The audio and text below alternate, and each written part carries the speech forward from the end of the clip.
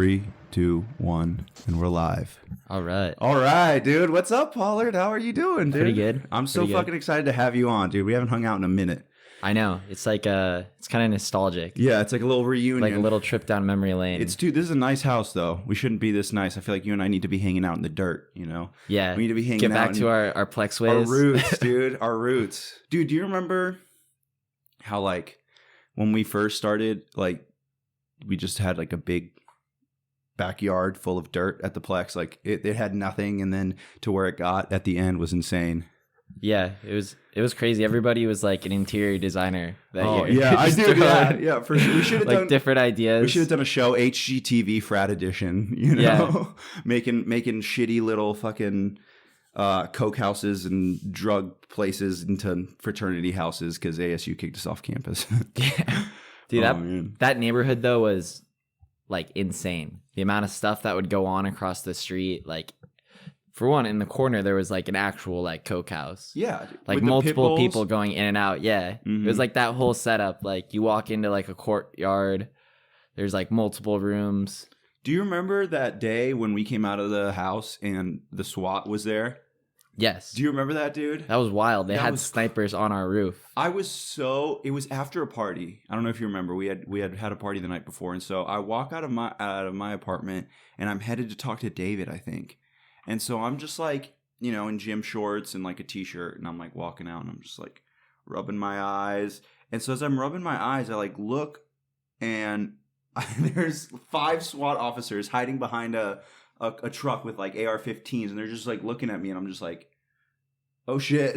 Oh, hey, good morning. I was like, hey guys. I just walked right into the house, and there's like 15 people in there like peering through the blinds. I was like, what the fuck is happening?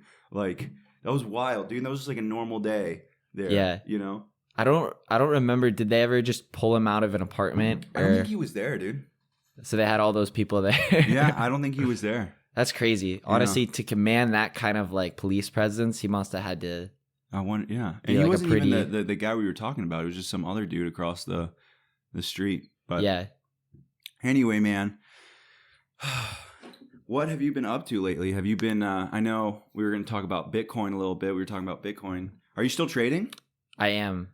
I'm a little mad at myself because I had like a pretty good portfolio.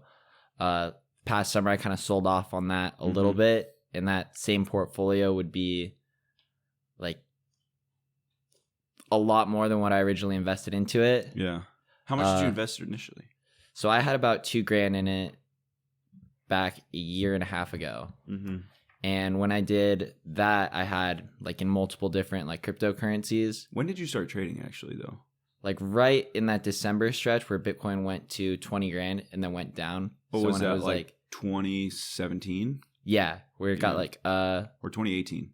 I want to say the end of 2017. Okay. Bitcoin December went 2017. on like an insane run up to $20,000, and everybody was talking about cryptocurrency. There's a ton of people that bought into it, and then literally the month after, the whole market just went down. Yeah. Like Bitcoin went down to, I think at its lowest point, like $3,000. Mm-hmm. Do you know what causes them to go up and down? Is it because it's just like, so from my understanding, the way it works is because it's mined, right? So it's like every currency has to have some sort of exchange of like work. So it's like, you know, you go to work and you're putting in work to get money back. So from my understanding, Bitcoin is a list of like code, and then you run a code to like go through it. You like run a program to go through mining for the Bitcoins, or what do you know what I'm talking about? What do you mine for? Because they give you the code, right? It's like a big long list of code, or I don't know where you get it, but then they run a program to go through it, or it's basically like a problem that the miners like solve. And when they put that code in and do it, they get the Bitcoin back. But the way that the price is affected is pretty much based off its supply. Because each cryptocurrency has like a designated supply of like how much is in circulation. So if like, say Bitcoin, its supply is 16 million, whereas its total market cap is, I think, around like, I want to say, so its total market cap probably around like 200 billion. So if you take that 16 million divided by the 200 billion, that's where you get Bitcoin's price. Mm-hmm. So the more people that like buy it and the more that the supply goes down, it becomes more valuable. Yeah. And that's how like the price goes up essentially. So Bitcoin was like the first one that came around. I guess we don't really know who made it, right? Yeah, it was a guy named Satoshi Nakamoto. Well, that's what they say, but I've also heard that it's like not 100% confirmed. Nobody ever actually like met with him. I'm pretty sure. Or that might just be like a name that he uses. So, but what causes like why do we have other ones? Like, because we have like Bitcoin, we have Satoshi, we have like what? It's like Clearcoin or there's like a bunch of other there's ones. Tons of them. They all kind of pretty much use that blockchain technology. Like Bitcoin was the first one, and on how to mine it. Yeah, well, the blockchain is pretty much like a distributed like online ledger. Okay. And it can record like anything of value. So cryptocurrencies are specializing like in different little industries. So blockchain's like the global bank.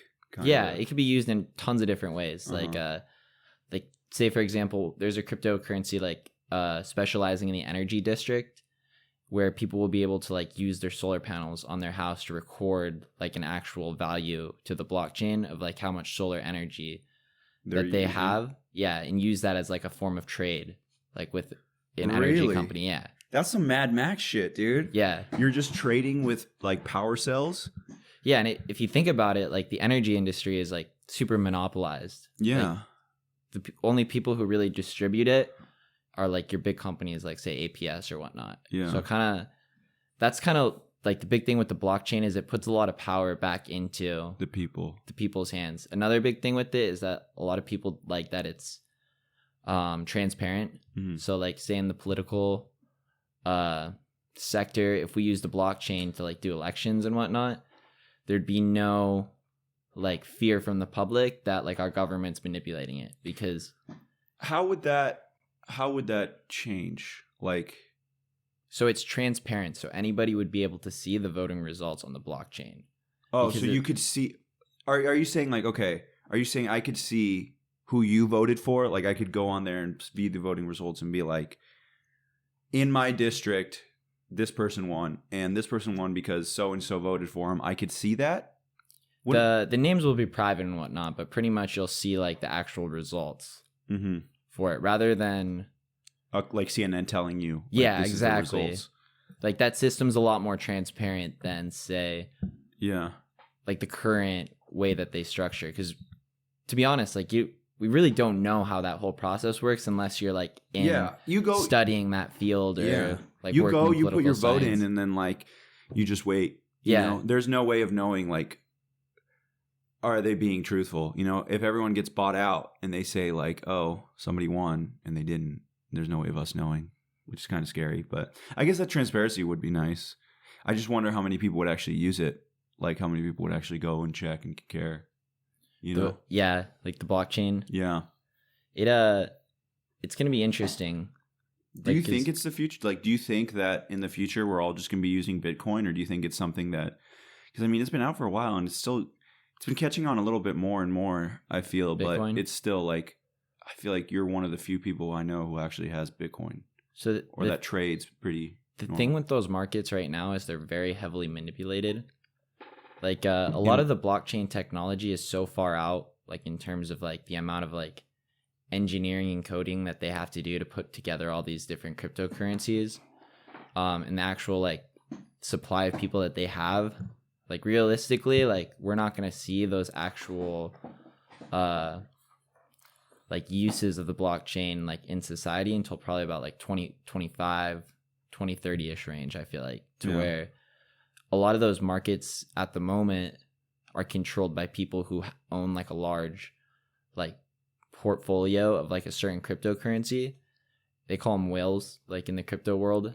Yeah. And well, it's just like how they say like, you know, 1% of Russia or like 0.3% of Russia owns like 95% of all of its assets. Those are whales. Yeah. You know? Yeah, pretty much. And then, so those people, like what they did with Bitcoin in 2017 is like, they'll let it like go to a certain price point where people are like getting excited and buying in. And then like they sell off So that way it causes the people who like aren't experienced in cryptocurrency or how those market works to sell off, causing the price to dip. And then those same people are like, getting like larger like portfolios when that price dips. And then so they make it crash and then they buy more than what they had to keep increasing their own.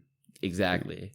And those people that do that, I feel like understand that timeline for cryptocurrency is still so far like along. Like in 5 to 10 years, like a lot of these assets like in cryptocurrency, like the big ones that like actually specialize in industries will be like very valuable. So they're kind of playing that long game of just continuously accumulating. Yeah.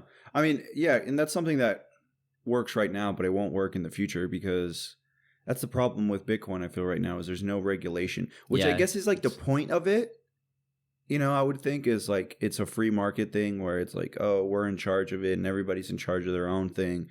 But you kind of need the regulation to a certain point. I agree. Because then you get what you're talking about right there. Yeah. And how am I going to trust like the value of my coin? That's like saying, all right, I have $10. President Trump decides to spend X amount on buying new F-38 fighter jets. My $10 is now worth $6. What? That doesn't make sense, you know? And I know that's not directly how it works, but it's like if somebody else's actions are influencing what your money is, like that's unfair.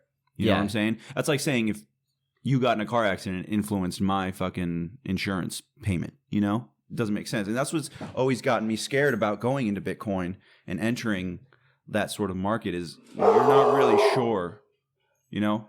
You're not really sure, like, I mean, how do you fight? Like, have you found that your share like goes up and down, like it fluctuates a lot, or how? Like, you know what I'm saying? Yeah, like it just seems very uneasy to me. It's very risky, to get involved in those markets because of what you were talking about and how easily manipulated they are. They're unregulated. It's where like if you believe in the blockchain technology and like the future of cryptocurrency, it's smarter to just keep your ear to the ground, like in Twitter and whatnot, like Reddit, using those resources to find out like exactly like what like coins are going to be pumping, you know, like trying to stay ahead of it and swim with the whales rather than be that person that's getting be the guppy. Yeah, exactly. Yeah. So what's like an average day for you? Like, all right, so let's say like, you know, you're trying to invest some time into looking up Bitcoin. Like, what do you do? Like, do you search Twitter, you said, and like, yeah, there's a lot of good YouTube resources that I go through. You just check it like on like a newspaper? Not generally. Like I got a pretty good gist of it now. It's like Mad Money for Bitcoin. Mad Bitcoin. To keep my ear close to the ground though, I have like 5 different people on Twitter that I have like on my notifications. Oh, so whenever they tweet, they're like people who are really into it? Yeah, exactly. Like they're the people that are actually studying the charts and like foreseeing those patterns and like knowing or pretty good at predicting which ones are going to pump and go forward. Yeah. Because there's like tons of different things you look at, like the increasing like circulation of that coin will give you an indication that it's going to go up in price. Like if you know about like some news that's going to come out that hasn't like officially been released, that's a good time to make those moves. Yeah. Do you ever wonder though, like if those people, are they pretty popular? Like, do you ever wonder if they're feeding you like fake news to like make you sell? Yeah, that's definitely a possibility. That's where you just got to use that filter. Yeah. Like understand. You got to make your own choices in that case. Yeah. Have you found your experience to be like overall good though? Like in cryptocurrency? Yeah. Oh yeah. Well, I've made a lot of mistakes in the last year with it, year and a half, which I mean, it's to be expected because I'm like playing around with money for the first time in that kind of market. Like there's been times like a day where like the first time I got into day trading was with this cryptocurrency called TRX, and it would swing like in value like this throughout the course of the day. So I lost like about $400 the first day. Are you serious? The first day. How much did you invest initially? Like 2,000 to 2,500. You lost 400 the first fucking day. Well, not the first day I got into cryptocurrency, but this was like a month after like I discovered it. I started to try to day trade. Jesus. And like follow those charts. What's the biggest loss you've had? Probably that, like probably in a single day. There's some cryptocurrencies I put like $300 to $400 in that they don't have too much value right now. How much do you have in, like, at the moment? Yeah, 1,500. 1,500. Yeah. Into how many different coins or 3. cryptocurrencies? 3. So what is that? So I have Ethereum, Chainlink, and then this cryptocurrency called Then. What makes you choose those? Because I remember when we spoke back at Newberry like a couple of years ago, and you were talking about it. You were talking about TRX. You were talking about Satoshi coins. You were talking about like all these different ones. So what makes you like choose which one to invest in? Yeah, you gotta like do research into the project and like the vision that they have for the future. So like trying to find those cryptocurrencies that you feel like are gonna be like vital in the actual like atmosphere of cryptocurrency 5 years from now. Like say for example Chainlink, they specialize in smart contracts, which is like a huge part of the blockchain ecosystem. And just trying to see like which ones are gonna like disrupt industries. Does each coin like have like, okay, so I know this might be like completely out of context, but you ever watch like Silicon Valley? Yeah. How they like make their own coin? Is that a thing? Like, does like Ethereum have a link to a company, or like who makes these? Like, can you and I just start a coin right now if we wanted to? Yeah. Like if we were, what's the grounds from what we can start it? Like, is there any basis, or can you and I just say, oh, we're offering, fucking zero coin? Like, you know what I'm saying? Yeah. What's the basis of it? Well, you gotta do all the coding work for it, mm-hmm. or know how to do that, to create like that cryptocurrency and like a place where it can be mined and all that. So there's a lot that goes into that. And then like you said too, like you can market it. Like how you market it is a big aspect of like your cryptocurrency, because you're selling it essentially to like investors. But if you have the technical skills, there's really nothing holding you back then. Yeah. Like if you're a talented coder, like a engineer in that sense, then like you could pretty much pick an industry or like an idea that you'd have and try to specialize in that. Okay. And like go through those coding requirements to build like your actual cryptocurrency and get it like trading and whatnot. Mm-hmm. Well, you'd have to actually find like an exchange that would carry it and like have it go through for you to actually. Is it similar to like normal trading, where it's like the Dow Jones and shit? Well, it you pretty much for most exchanges have to buy Bitcoin first, which you can get on like Cash App, and then you send that Bitcoin to like an exchange like Binance and exchange that Bitcoin for whatever type of altcoin or cryptocurrency you would want to have. Interesting. I wonder too, it's like, so you say Bitcoin, what's Bitcoin worth right now? Like 2,000, 20,000 you said? I think it's like 11 grand right now. 11? It was down to like 3 grand a couple months ago, and it's been swinging back up. That's crazy though to me, that it's like you can just write a program and set it, and then it just makes 11 grand for you. Like, I mean, I'm sure the coding has to be super crazy, but that's still insane to me. Yeah, like the whole like concept of it. Don't you find that scary? Ah, man, it's just the internet and like politics and money is just so scary to me.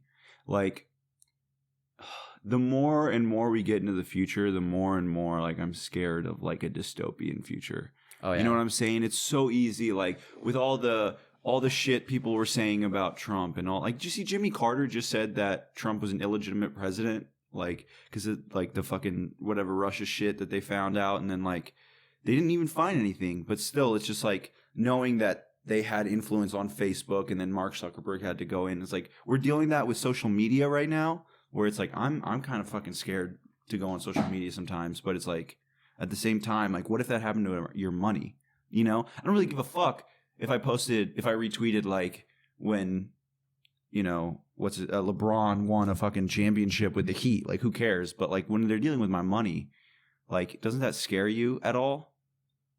With cryptocurrency? Yeah, just like being online, with like if all your money's online, like, you have your money in a bank right now, that's because banks are trusted and they have fail safes through the government and shit. So it's like, unless the government goes down, your money's pretty good. But it's like with the internet, it's like, if that's the future, if like Bitcoin's the future, like that'd be so scary. Like your entire life savings are online and some fucking asshole hacks it. Like there's no one backing your money. And that's just what's scary to me. It's like, that's what I just don't know how it could be the future. Well, you can pull it like into an offline like digital wallet through like a little USB drive. That's what most people that have large shares will do. Because, like you said, those exchanges could be hacked at any time. But what if you lose the fucking drive? Then you're screwed. That's right. I mean, it's like the same thing with cash. You got to put that in like a safe place. That's true. You're just walking around with like racks. And you're an idiot. You're asking for it. Yeah, you're not the Migos. Dude, that's so fun. You ever see that shit?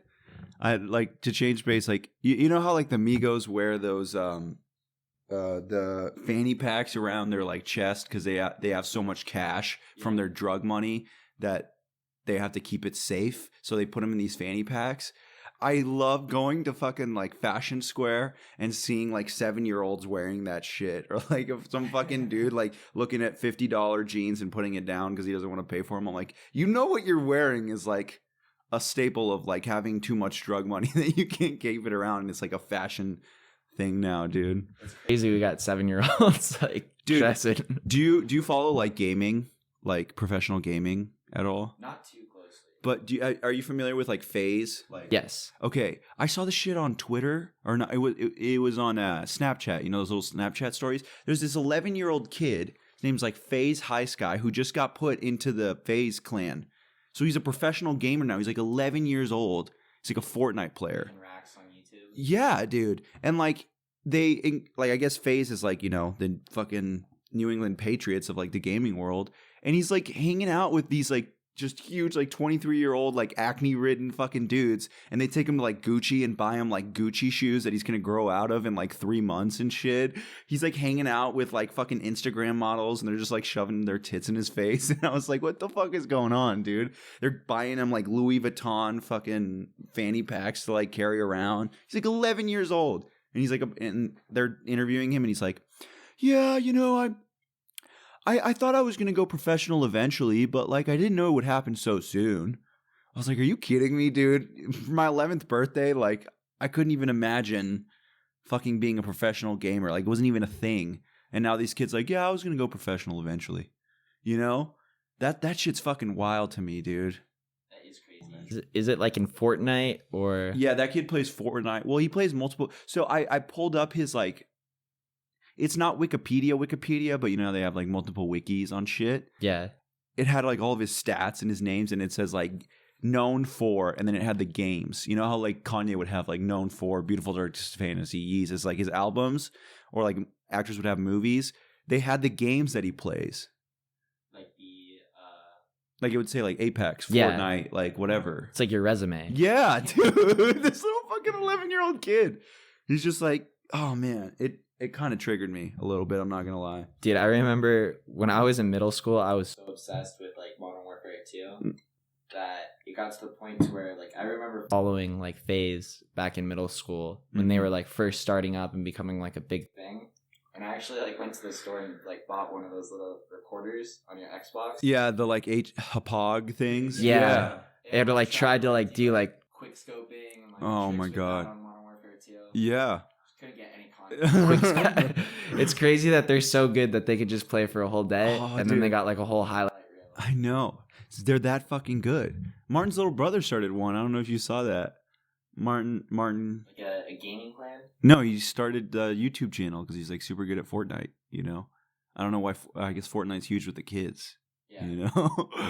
But that's ridiculous to me. Like I couldn't imagine. No, he started I mean, when you played games growing up, that's like, crazy. You like Modern Warfare, and it's like you were good or whatever, but I never thought that's one thing I want to invest in, dude. Yeah. I'm telling 100%. you, like esports is going to be a thing. We need to invest in it because like it's the same thing with any other sport. Like they say, oh, it's not a sport.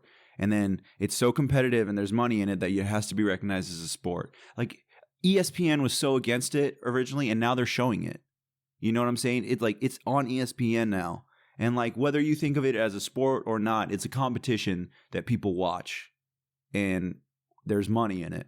And I feel like not enough people are going into it. And like imagine if I told you to invest in the NFL within the first like 10 years that it was a thing. Would you do it? You what? You wouldn't invest the first 10 years if you knew what it would turn into. Yeah. Yeah. 100%. That's what I'm saying. At the time. So it's like, will gaming be like that big? Maybe, maybe not. But at the same time, like, look at North Korea or South Korea. Don't look at North Korea. Look at South Korea. Like, it's massive down there. That is like their sports things. Like, their Tom Brady's are like League of Legends players and Overwatch players and shit. Like, massive icons. Crazy, like gamers and pop stars in Korea. Yeah, They're just like dude. worshipped like they're gods. It's like a thing. Yeah, don't even get me started on K-pop, dude. K-pop's fucking wild. God. Korean society is just very compulsive. Yeah. Dude, all right, well, we can talk about it a little bit. Have you seen the shit that goes into K-pop? It's like slavery. Dude, it is so rough for them. Like, basically, it's not any artistic thing. They're companies. It's not like you and I are talented and we decide to do it and we start a band and then we get signed.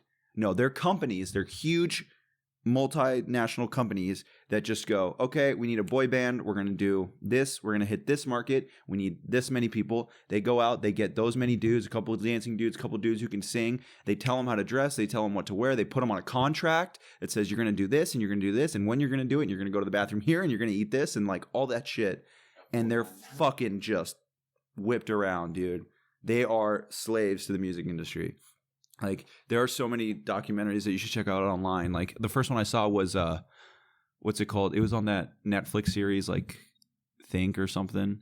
And it's insane, dude. Like, that shit is so monopolized and so, like, corporate. It's ridiculous. Compared to just, like, normal. You know, like, here, like, who's that little kid, the Walmart kid? The yodeling. The yodeling Walmart kid. Yodeling! Kid had the best year. Yeah, dude. Like, that kid was literally just fucking, his mom's like, let's go get some hot dogs. And he just starts singing in Walmart. Next thing you know, he's fucking headlining Coachella. Yeah. That's the American dream. That doesn't happen in Korea, that's you know? Social media right there. If you go viral for a video like that, you're set. That's absurd, dude. That kid's probably set for life. Like, just in different, like, appearances and... Yeah, I mean, hopefully he does more music. I liked his music. Same thing with that fucking Lil Nas X, dude. Oh, yeah. That guy, dude's set. He's doing it right. And he's funny. His Twitter is, like, hilarious. Well, that's what he was originally doing, was Twitter, I think. Like, that was, like, his thing, was Twitter. He was, like, a Twitter comedian, and then he did the song as a joke, and then it caught on. Next thing you know, they're at fucking the BET Awards. He's got the longest tenured #1 hit. Dude, that's crazy. Ever. You know, that song's old too. I remember the first time I heard it was when it was the playoffs, the NFL playoffs, and the Colts like made it to like the first round. And Barstool Sports put that song on, like Andrew Luck like riding a horse and shit, and I was like, that's kind of cool. And it just died, and it just resurfaced like massively, dude. Just an injection of Billy Ray Cyrus. Yeah, for real. That controversy, if it wasn't for Billboard, the song wouldn't be as big as it was. Yeah. Like of them saying like, I don't know if it had anything to do with racism. I think because the song really isn't country, but whatever.